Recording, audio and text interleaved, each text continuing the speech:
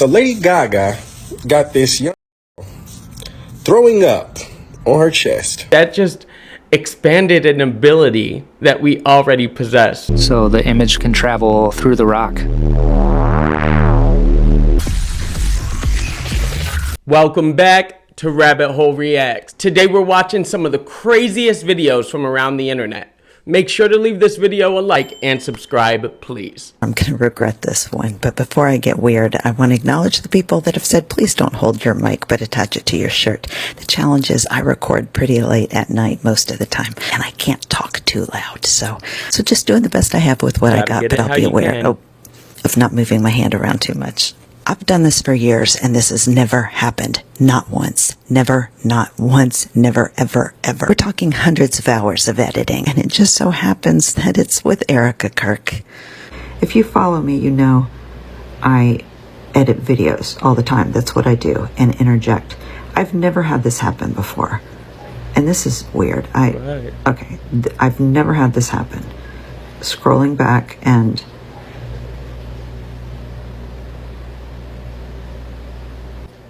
I do that every single time for every video, and I've never had this happen.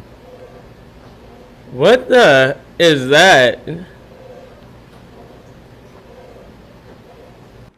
This ain't no one-off random TikToker either. I've been seeing this lady for a while doing edits and speaking and doing reactions as we all do. And a lot of us in the reaction community edit videos. I've never seen nothing like that either. I know exactly what she's doing, scrubbing back on the timesheet, and her face is glitching. If you've listened to the Sasha Riley tapes, I have a set of coincidences for you to consider.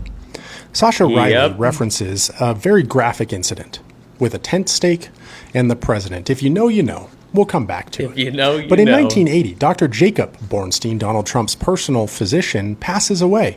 And without a primary care doctor, Trump turns to who else but Dr. Harold Bornstein, a gastroenterologist, to manage his personal care. And for over 35 years, Dr. Bornstein faithfully serves in that role until February 1st, 2017, where he lets slip to the press that he prescribed Propecia, a hair loss drug, to the President of the United States. 2 days later, on February 3rd, 2017, Dr. Bornstein's office is raided by the chief legal officer of the Trump Organization as well as Donald Trump's personal bodyguard, a raid in which they seize every single original medical record pertaining to Donald J. Trump. This is a young man who speaks about his interactions with past presidential figures and other elites. Do your research. All the knowledge is coming out. What are we about to shift into collectively? I just listened to several hours of an interview with Epstein survivor Sasha Riley, and I'm putting the name of the investigative journalist and the name of her article that is on Substack, where she links the audio recordings, which you can go and listen to for free. But before you do, I need to give you the strongest trigger warning I can possibly give. Because I've done 30 years in criminal law, and 8 of those years I was a child abuse prosecutor exclusively doing child abuse cases. I have seen and heard the unimaginable, and somehow this was worse. So, fair warning, very many of you should not listen to those recordings. But Sasha, they are allegations, of course, TikTok, they are allegations. But he names names and he gives details, and very many of the details that he gives have been corroborated. He, in my opinion, as someone who has cross-examined witnesses for 30 years, is a very credible reporter. But you can make your own decision. He names very powerful. Huge trigger warning to anybody who's going to go and explore deeper into this Sasha Riley case. I mean, there are allegations that are made that could trigger you even if you have not been pre-exposed to stuff like that. Well, especially will trigger you. It's just all around sickening. And at the same time, this is the dawning of the age of Aquarius, and all truths come to light so that we can take down all dark forces. Hopefully. Wow, did you guys hear about that story? That 46-year-old mechanic went to the hospital for minor injuries. The hospital went into his files and they changed up everything and said that he was not recoverable. They strapped him onto a bed. He got out, climbed in the ducts, and then he climbed out the window and climbed down, went to the police and told the police that they were trying to steal his organs. The police rushed up into the hospital and they found a false wall with 6 refrigerators that were unregistered with medical supplies and sedation medication. There was also 4 other people strapped down that they were going to kill and take their organs. Now, you guys, be careful because that is crazy. This is insane. Can't even trust the hospitals nowadays? Is this why they released AI? Because they knew with the Age of Awakening that all false entities that are really doing dark, malevolent things would be exposed? Maybe with the internet, with TikTok, all of our stories corroborating each other, they put out AI so that we could not believe nothing, since they knew this was the time frame of exposure. Cracked the code on Epstein's chalkboard. It's not only more sinister than we expected, but it's also proof that I was right about Epstein using social media to brainwash us. But in order to truly understand what's going on here, you have to look at the scientists that he had in his web. Epstein had a lot of his scientists working on plant-to-human translation research, which I believe he was trying to use in order to try and project people's consciousness into AI technology, as evidenced by his relationship with a Dr. Rupert Sheldrake, who has a PhD not only in plant biology, but is now a leader in parapsychology. I've got about a dozen other scientists I can talk about, but I'm just going to focus in on James Watson, who won a Nobel Prize for his work with the double helix structure of DNA and its significance for information transfer in living material. There's also Gerald Edelman, who also won a Nobel for his work in how the brain evolves over time and later switched his field of work into neuroscience and philosophy of the mind. He developed a theory called neural Darwinism, which is based around the plasticity of the neural network in response to the environment around it, and that the consciousness is biological and adapts to the surroundings around them. You know, the basis for brainwashing. Adapt or survive, which makes his relationship with a scientist named Christakis even more important, who focused his area of study on social networks. And he not only theorized that AI bots could reshape how people interacted with each other, but simply programmed bots could re-engineer social connections among humans in groups in order to make them more cooperative. So brainwashing! And one of the main funders of his research was the Bill Gates Foundation. And y'all remember that Melanie Walker was one of his honeypots, who was real close with Bill Gates and is literally the person in this conversation. And my big breakthrough was when I realized that this was actually something called Axum Collaborative, which brands itself as an educational social tool started by Harvard and MIT. MinAI stands for Miniature AI Training Framework for PyTorch, which is a popular open source machine learning framework widely. So what does that mean? They're using bots to try and influence our behavior? I think we knew that, especially since political times. 71,716 VHS tapes, 9 apartments, and 1 woman who saw what was coming. There's a documentary called Recorder, the Marion Stokes Project, and it sounds impossible until you research and realize all of it is true. It's about a woman named Marion Stokes who spent 30 years recording television nonstop because she believed that someday people would try to rewrite history. Beginning in the late 70s, Marion pressed record and she never stopped. She used multiple VCRs to record up to 8 channels at once. Everything from CNN to Fox News to C-SPAN to talk shows, even the commercials in between shows. While the rest of the world was watching television, Marion was archiving it. She rented and filled 9 apartments in Philadelphia with tapes, over 71,000 of them. She said she was saving the truth. Television networks eventually delete their footage, and she knew that these tapes could prove 71,716. Whoa. One, who has the time for that? She must have felt a calling for that, because there ain't no way. Nuclear weapons are faker than space. And a nuclear weapon was never dropped, ever, in the history of humanity. Now, I know you're going to be like, oh, that's not true. What about Nagasaki and Hiroshima? Well, let me tell you something about Nagasaki and Hiroshima. So, Tokyo was devastated from a series of fire bombings. This is the aftermath of a firebombing series in Tokyo. Now let that soak in. So if we go to Hiroshima and look at the aftermath, it looks just like the aftermath of a series of firebombings. And how are power lines and telephone poles still standing after apparently the most devastating explosion humanity has ever seen? And you know what's crazy? There was actually a hospital that was right next to the drop zone in Hiroshima of the nuclear bomb, and everyone in the hospital actually survived. And what about the nuclear fallout to where the place should be uninhabitable for hundreds or thousands of years? Yeah. It's a flourishing city now. Do you see what I'm saying? All you have to do is use common sense and connect the dots. And if you watch all of these videos of nuclear explosions, you know, the Nuketown testing, it's all fake. It's just like the moon landing. It's a Hollywood production. Like, it is so unbelievably obvious. Now, that might be right. I know there's nuclear research and, you know, I don't know. But we see the Palisades fires. We see the way the weather is changing almost as if it's engineered. Do your own research. What I'm about to say is alleged, okay? And it has to do with Sasha Riley case. And I've only seen a couple people talking about the specific point. Maybe we just all have the spicy brains that connect patterns well. But here's the thing.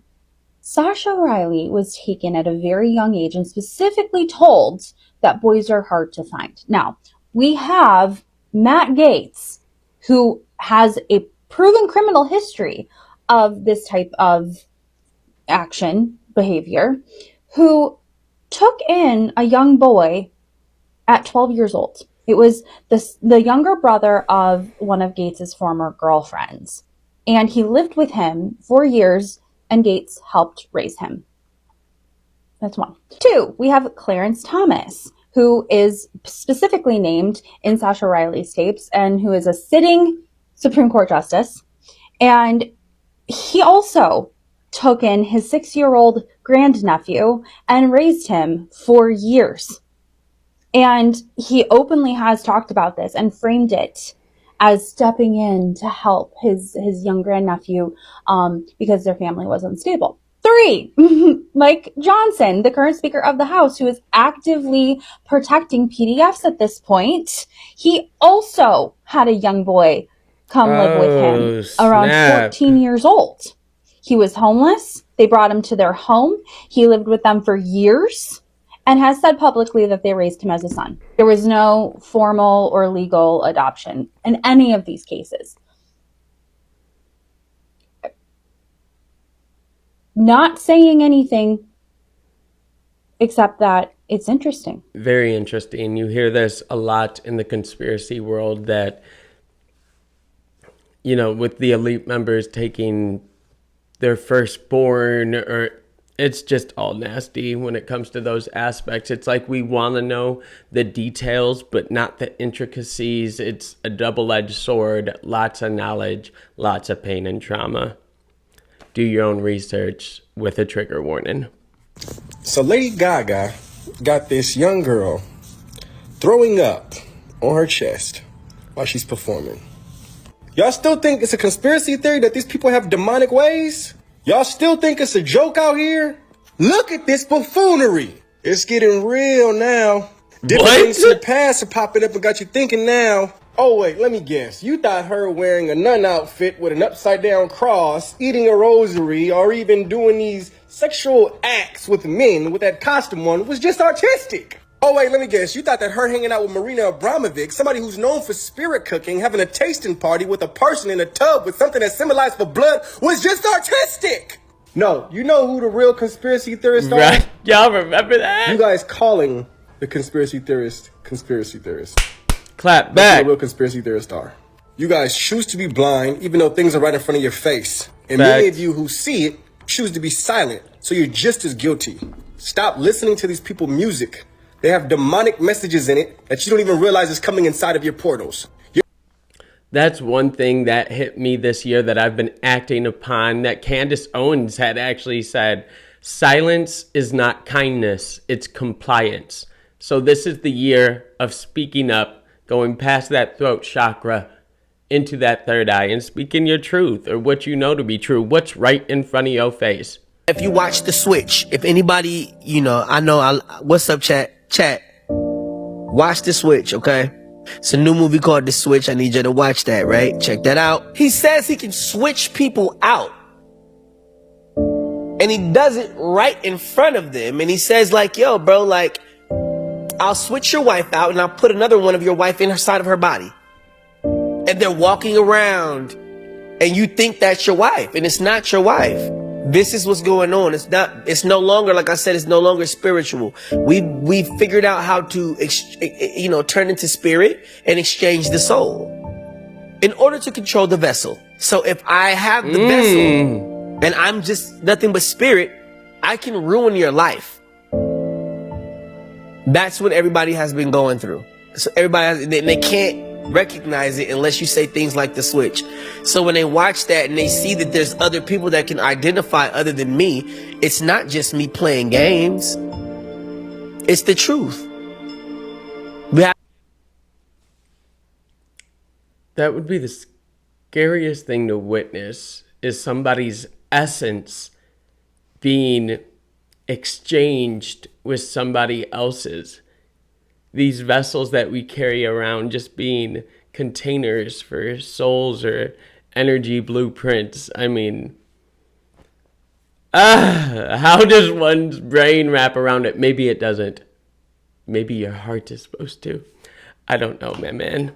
This is the most important video you are going to see about the Epstein file release. Everything I have done for the last 6 months, all of the research I have done, all of the things I have sacrificed have all led me to make this video. So please do not let it get lost. For my own safety, please share this video and get the word out there. And for legal reasons, everything is alleged and my own opinions. Buried in 1,000 pages of emails from the Bureau of Prisons, I was able to find an internal memo where they list the medications that Jeffrey Epstein had. Jeffrey Epstein was pre-diabetic, or at least he was at one point. That is something that you can manage and treat with lifestyle change. However, it is not treated with insulin, and yet he was prescribed insulin. I made this video yesterday going into the science behind this claim, so I'm not going to talk about it here, but someone who is simply pre-diabetic would not be prescribed insulin, let alone if they were on methoprednisone, because that steroid could induce hyperglycemia, causing insulin resistance and increase glucose production. While that regimen is not unheard of being prescribed by a doctor, it is also closely monitored by one. Talking 3 to 4 times daily testing. But there is not even a hint or a whisper in any of the thousands of emails, memos, post or pre-death where they discuss Epstein needing medically required monitoring of his glucose. Since making that video yesterday, I've had a lot of pre-diabetic people reach out to me and say that what I was saying is correct. But if you're thinking what I'm implying is far-fetched here, allow me to introduce you to Reversal of Fortune. I had never even heard of this movie until after I made my video yesterday. But it is a movie based on the true real-life story of Alan Dershowitz defending a man who is accused of murdering his wife by overdosing her on insulin. A hypoglycemic socialite was injected with enough insulin to put her in a 28-year vegetative coma. And despite getting an acquittal for his client, Alan Dershowitz fully believed that the guy did it. And just 3 months before Epstein died, the real-life husband died. There are no coincidences here, especially when one of the other people who consulted on that defense team was Elliot Spitzer, who I did an entire video about being part of Epstein's web and was the AG for New York during the South Palm Beach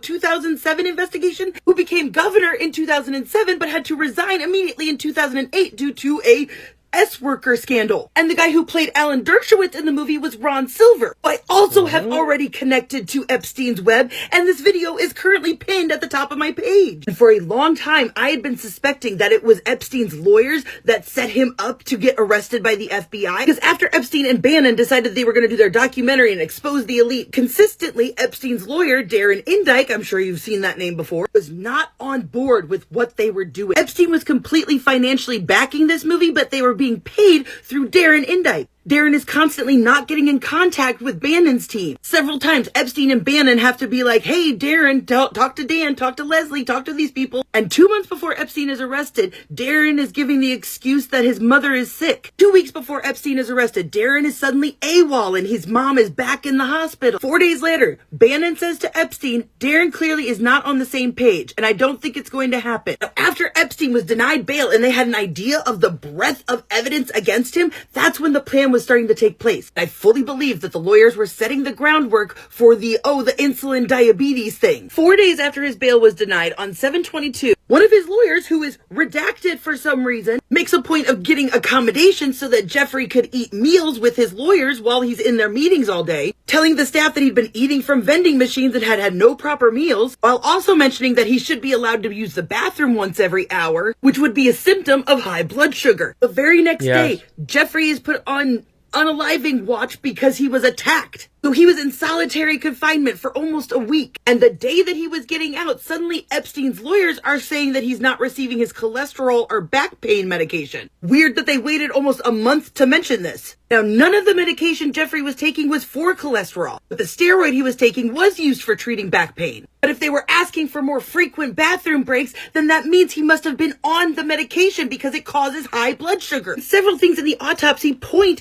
to an overdose of insulin. And Epstein's toxicology report, which has never been released to the public, literally said that he did not have any medications or illegal drugs in his system, which means they only did a standard toxicology test and not a more extensive one. Because not only would the steroid have shown up on that toxicology report, but the insulin overdose would have too. These people were so confident in their arrogance and being untouchable.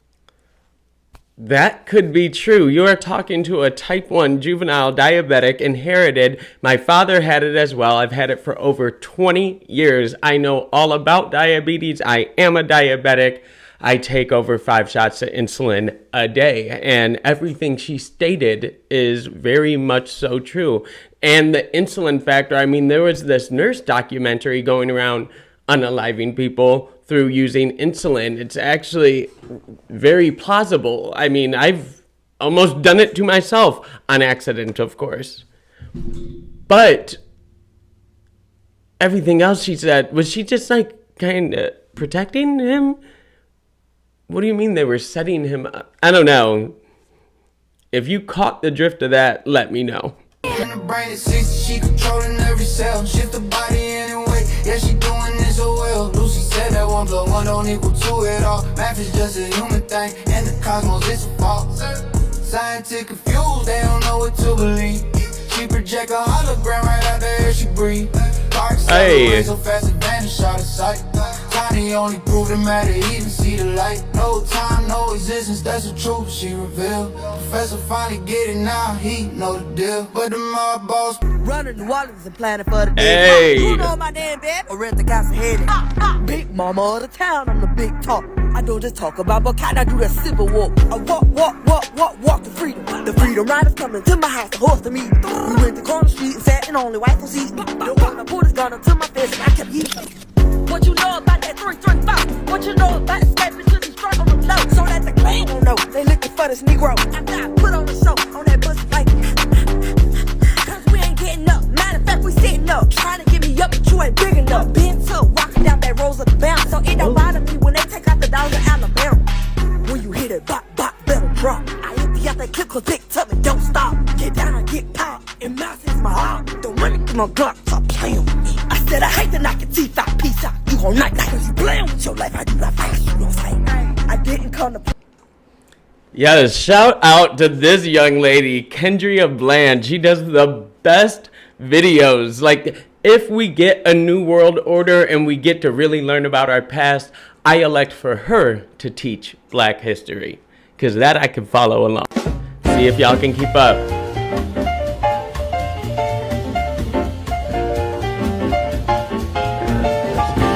50 words per minute, so you're already reading faster than most people anyway. Let's give 360 words per minute a try. Go.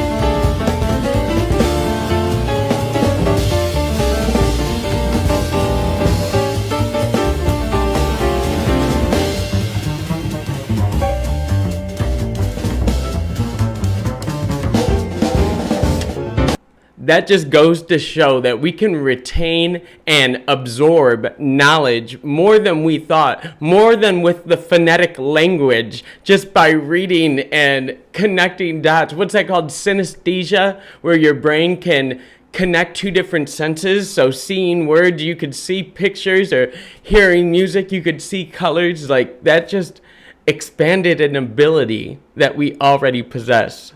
That's a real test. Buddy, listen, I'm not scared of you, man. I'm not scared. You can follow me. I don't care. I'm not scared of you. I know you can probably hear me. Your crazy cameras are probably zooming in on my face. I am not scared of you. You've been following me for 45 minutes. If you were gonna hurt me, you would have done it by now. I don't know, and he sounds a little too irate. Everything I built in 2025. 1. My flying Batman cape. It starts as a regular cape on your back, but with a push of a button, it expands into a glider. 2. My secret stick formula. I invented it for my web shooters, and it sticks to cars, ceilings, everything. And I can Yes. Spider-Man! 3. My real Iron Man repulsor. It's powered by hydrogen, so if something's in your way, power it on, aim, and shoot. Yo. 4. Real spray-on shoes. Just like in Cloudy with a Chance of Meatballs. It goes from a liquid in a can to a solid shoe. I'm just hoping they come off. 5. Fire sword. The blade's full of fuel, leaving these fire trails, and sparks when you pull it out of a sheath. 6. My net gun web shooter. A CO2 canister on my wrist blasts out a net at bad guys. Great for picking up girls, too. 7. My silver surfer hoverboard. It feels like you're surfing on air. 8. My anti-theft briefcase. Pulls shoot out of the briefcase if someone tries to steal it. It makes it impossible to run with. 9. Sodium metal battery. No explanation needed here. 10. Real infinity gauntlet. Made a giant flash with the snap of your fingers. 11. Dune worm shoes. Special shoes and winch let me fly across the sand like I'm riding a dune worm. 12. Underwater jetpack. 2 underwater jets and an air tank turn me into Aquaman. Yo! Sword. Made from 10,000 diamonds and a large sheet of sapphire. Worth 30K?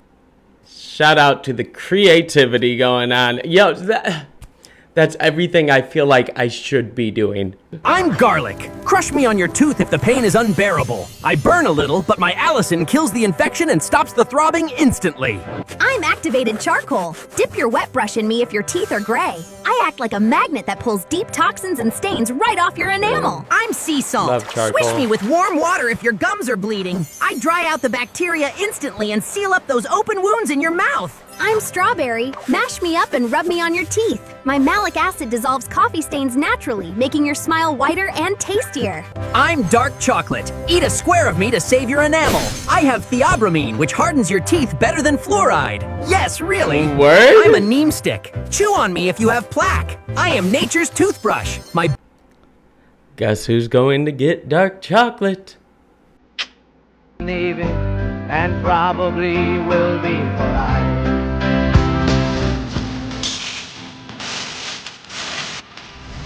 Herbs, natural medicine. Wow, she looks amazing.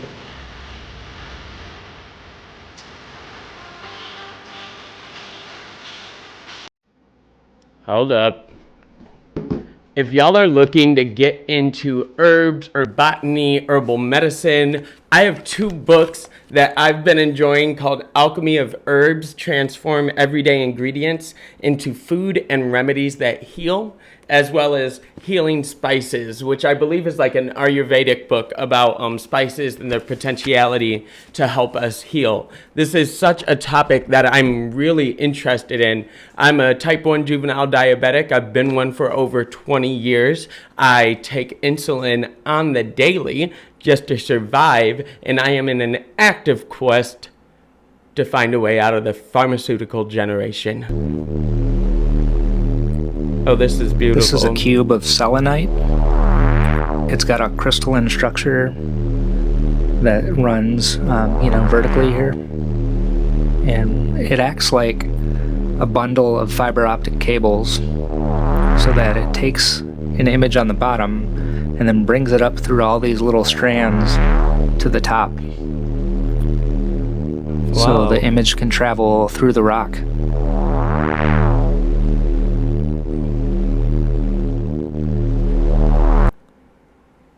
Well, isn't that the greatest piece of science I've seen in a while? That's absolutely beautiful. And we all, well, most of us, I think, have a fascination or an intrigue and inquiry towards crystals. I mean, they obviously attract us. They're beautiful. They glisten. They glow. They have a crystalline structure. And according to this video, with selenite, you can use it as fiber optic cables to produce a holographic image. And I have selenite upstairs, so we will be doing a follow-up.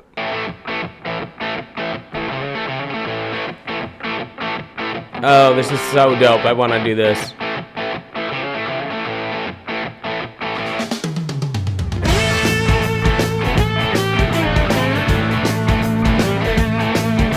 Oh, I think I heard some of that.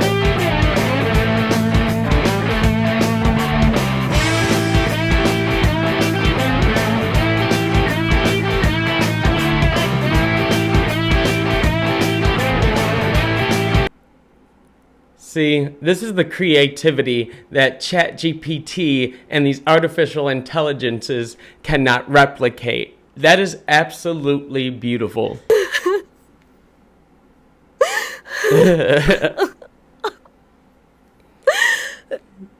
The way the economy's looking.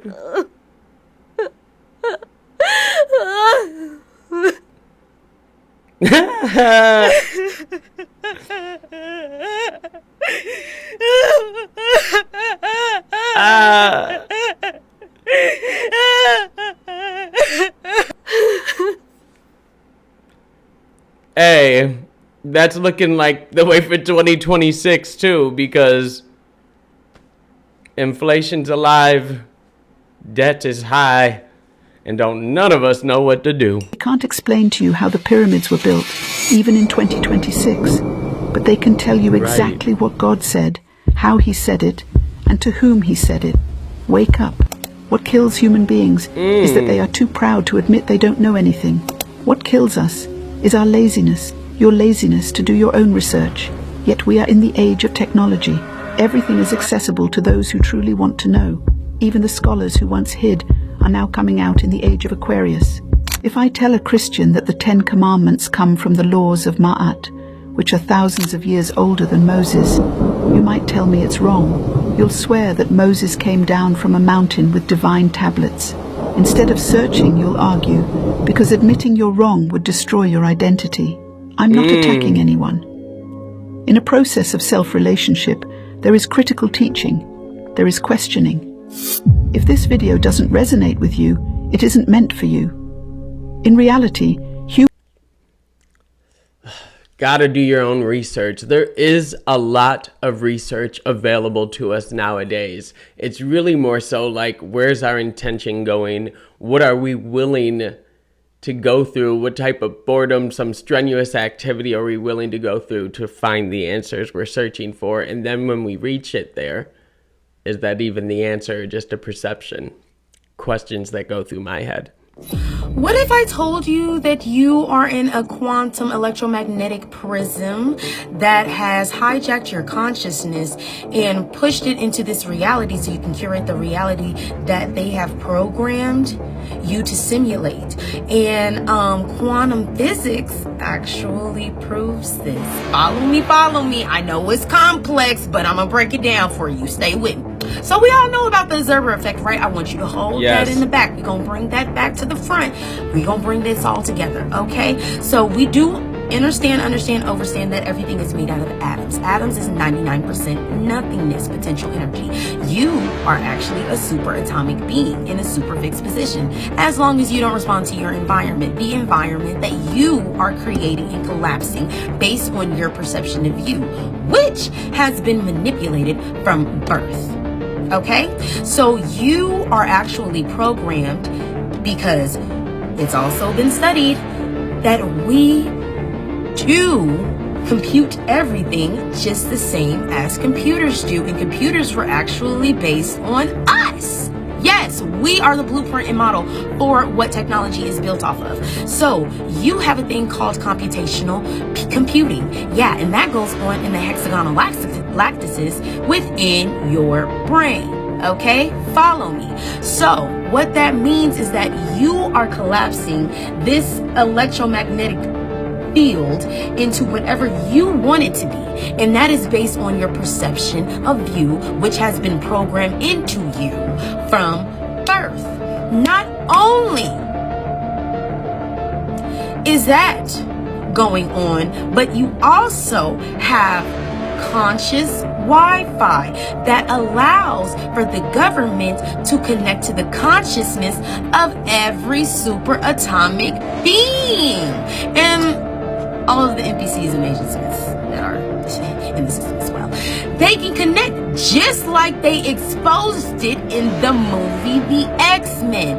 And do you want to know what those hydrogen colliders are doing? Just like in the X-Men, they're opening up motherfucking portals to these interdimensional beings that are wanting to drain you of your light in your life and your solar body, so that way you question everything, but I believe it.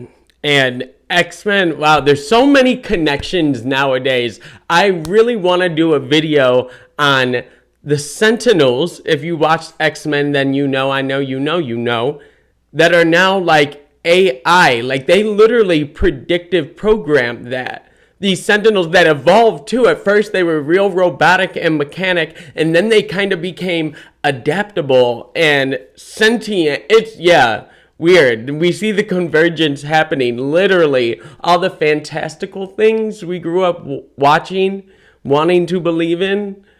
Maybe we manifested that. I don't know, but connect the dots. I separate from my body. And I immediately go through this saran wrap kind of veil. It was very thin, but it was something there. As I pop through, I go, oh, I'm dead. Oh, I brought my consciousness with me. Wow, that's pretty cool. Then it was like, oh my God, there's a difference between time and no time. I knew I was in eternity. Then the cells in my body started vibrating. And it's like each cell, trillions of cells that look like a happy face. Like they're like, and they start giggling. They're just, ooh, everything's funny. You know, and I look down and I go, what are you guys doing? And I hear them say, I hear the cells in my body going, he's coming, he's coming, he's coming. And I'm like, who's coming? And as I'm slow motion looking up, if this was the earth, I could feel something coming up. And as it's coming up, I'm going, oh my God, it's the creator of the universe. Oh my God. And I'm going to my cells. Now I know why you were excited. This is so exciting. And so, boom.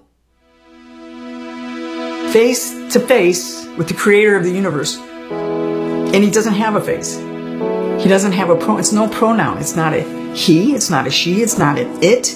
It is the creator of the universe. And all I can describe what it seemed to be was like the aurora borealis. It was this wavy, different colors, electric being. I don't know if you know about telepathy. You know, most people, I don't know how they experience telepathy, but this is my first time experiencing telepathy. And it was if, you know, when you go to the bank, you go to a drive-in bank, that teller, and you put your money in that little tube, and it goes out. It's like that. It's like a tube of knowledge that is being sent into your brain this way. And when it gets into your brain, it unpacks. And so I was like, oh my God, this is really kind of cool. And as I'm having a thought, the creator of the universe is having the exact same thought. And it goes like this. Oh my God, the creator of the universe. And I hear back, I am the creator of the universe. And I'm like, oh my God, you know everything. As I hear, I know everything. So it was this beautiful conversation that I knew I was in front of the creator of the universe. And it was like, I started seeing the expanse of what this really means to be eternal. And, you know, when people talk about multidimensional, and it was like, oh my God, this is just so amazing. I started looking back to Earth going, oh, I hope they're going to be okay with me, you know, being dead and drowned. And as I was starting to look back, I hear this telepathic being, not God, say, don't worry. As soon as I heard that and I turned back, everything on earth disappeared. All 3D, people I know, just its existence no longer occurred to me because I was so focused in the present moment of what was happening here. And I was like, you know everything. You know, I know everything. Then God said to me, I even know the number of grains of sand on a beach in New Zealand. Now, why would God say that? Of all the things he could have picked. But next thing you know, I'm being rocketed down to New Zealand on a beach. And my eye was right up against a grain, and I knew immediately how many grains of sand were on that beach. And then I rocket back up in front of God, and I'm just amazed at this. And he says, I even know the number of hairs on your head. And I was getting information through this telepathy through my head. It felt like this way. Then all of a sudden, love, the concept of love became palatable, and it was shooting through my body this way.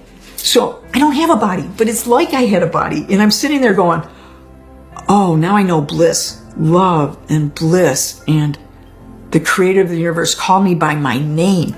My name is not Donna. It's a name that God knew me as through the millennial, however long that is. And I was like, oh. And I was in this space that I never wanted to leave.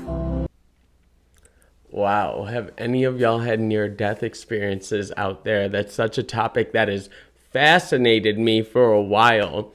What I can say is this feeling of bliss she speaks about. I've had that occur to me 2 times in my life. Once was when I was alone, and once was when I was with a group of people. And this overwhelming feeling, similar to what I could say people describe as like a Kundalini awakening, overwhelmed every cell in my being. And it was for a uncontrollable short amount of time, but just the experience and then experience again alone lets me know that there's something more out there, and which is why I'm on my quest to search. Thank you guys so much for watching those videos with me today. That was crazy. But if you could, please subscribe to the channel. We're newer, and I would really appreciate it. As always, stay vigilant, stay mindful, stay woke, be open to new perceptions, and I'll catch you next time. Peace.